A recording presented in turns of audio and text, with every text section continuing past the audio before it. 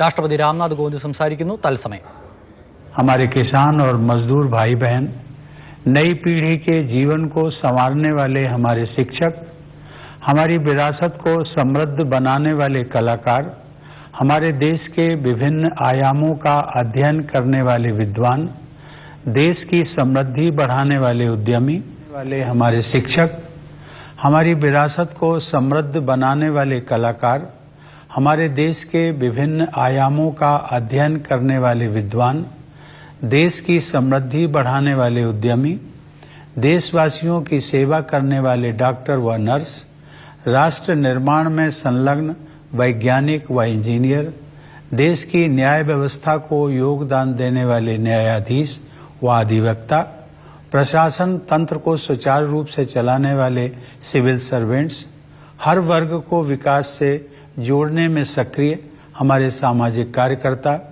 भारतीय समाज में आध्यात्मिक प्रवाह को बनाए रखने वाले सभी पंथों के आचार्य व गुरुजन, आप सभी ने मुझे अपने कर्तव्यों का निर्वहन करने में भरपूर सहयोग दिया है।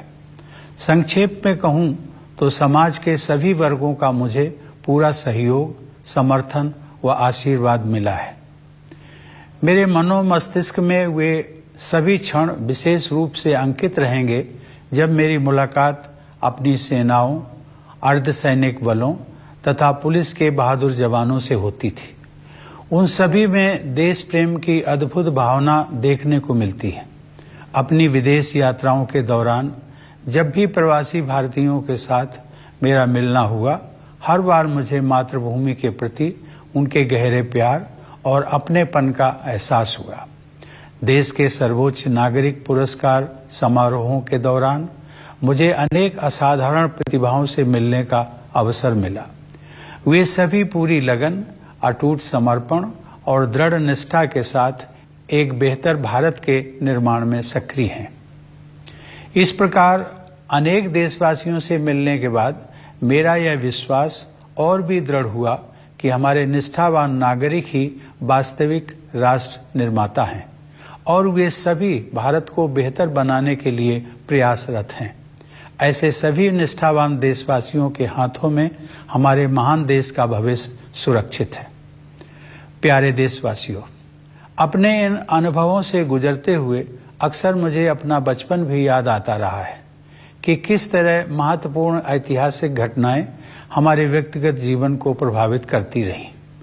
जब अपने छोटे से गांव में एक साधारण बालक के नजरिए से मैं जीवन को समझने की कोशिश कर रहा था, तब देश को आजादी हासिल किए हुए कुछ ही साल हुए थे। देश के पुनर्निर्माण के लिए लोगों में एक नया जोश दिखाई देता था। उनकी आंखों में नए सपने थे।